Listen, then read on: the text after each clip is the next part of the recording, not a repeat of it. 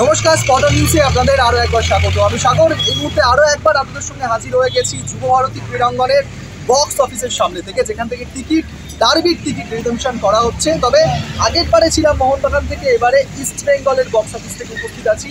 দুই বক্স অফিসেই কিন্তু কিছুটা একই ছবি দেখা গেল। ডার্বির আগে যে উত্তেজনা থাকে, একটা উচ্ছ্বাস থাকে, দীর্ঘ লাইন, সমর্থকেরা কর্মকর্তারা দেখে অভ্যস্ত, সেই লাইন কিন্তু আর ডার্বির আগে বক্স অফিসের সামনে দেখা যাচ্ছে না। মোহনবাগানে যে ছবি দেখা গেল, ইস্ট বেঙ্গলেও কিছুটা একই ছবি। একে একে লোক আসছে, একজন করে দিয়ে যাচ্ছে। কথা বলেছিলাম যারা বক্স অফিসের মধ্যে বসে আছে তাদের সাথে, তারা জানালেন যে সকাল থেকে এরমভাবেই লোক এসে নিয়ে যাচ্ছে।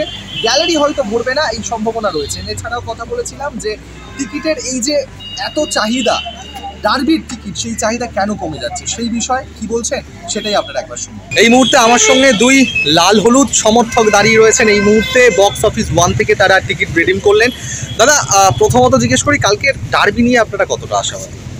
প্রথম আশাবাদী হলো, আজ থেকে 27 বছর আগে 1997 সালে 13ই জুলাই 16 বছর বয়সে 93 সালে বাইচুংভুটে এসেছিল ভাস্কর গাঙ্গুলির হাত ধরে নর্থ বেঙ্গল থেকে।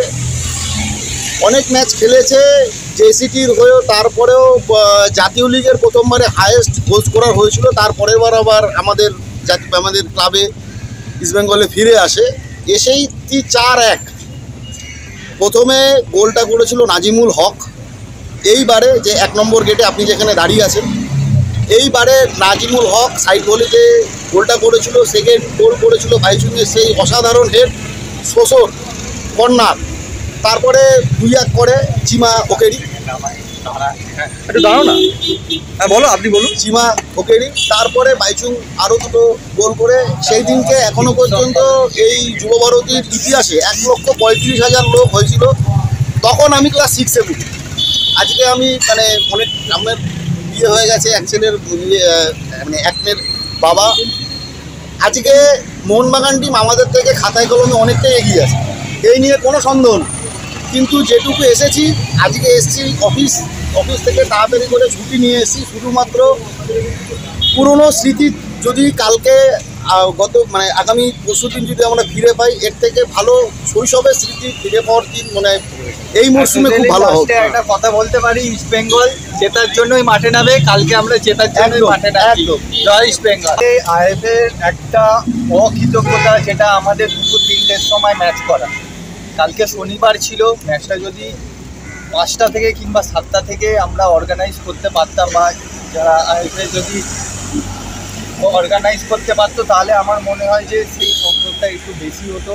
প্লাস হচ্ছে, আমাদের এখন বড় ম্যাচ নিয়ে অনেকেরই উত্তেজনা কমে গেছে। সেদিক থেকে সমর্থকরা ফেসবুক, ইন্টারনেটে সমর্থনটা বেশি করে, মাঠে এসে সমর্থনটা খুব কম সমর্থকরাই করে।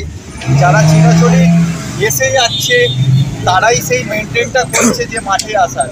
আমি সবাইকে বলতে চাই, যেটা ইন্টারনেটে যেই আমরা সমর্থনটা দেখি, সেই সমর্থনটা যদি সবাই মাঠে এসে আমাদেরকে দেয়, দুটো দলকে দেয়, তো আমাদের ফুটবল, কলকাতার ফুটবল অনেক দূরে। এইটা চাহিদা খুবই ভালো আছে, এখান থেকে খুব সেলসও ভালো হচ্ছে। ইস্ট বেঙ্গলের যে আমরা দেখছি, আমি সেলসে বসে আছি, তো আমি দেখছি সেলস খুব সুন্দর হচ্ছে এখান থেকে। সেম বলবো না গিয়ে ওদিকেও কম হচ্ছে বা এদিকে বেশি হচ্ছে, দুদিকে সেম হচ্ছে। হ্যাঁ, মোহনবাগান থেকেও বললো যে ওখানেও ভালো হচ্ছে, কিন্তু তোমরাও বলছো এখানেও ভালো হচ্ছে। দুই দিকেরই দাবি, গ্যালারি ভরে যাবে। গ্যালারি ভরার মতো অতটা নেই এখনো পর্যন্ত। কত রিডেমশন ওটা আমরা বলতাম, টোটাল আমাদের কাছে। আচ্ছা, ভালো লাগছে অনেকদিন পর ডার্বি, আবার মরশুমের প্রথম ডার্বি। কতটা আশাবাদী দল জিতবে? জোরে বল একটু। জিতবে না কেন? অবশ্যই জিতবে। জিতবে। প্রথমের ডার্বি একদম মরশুমে, অবশ্যই জিতবো।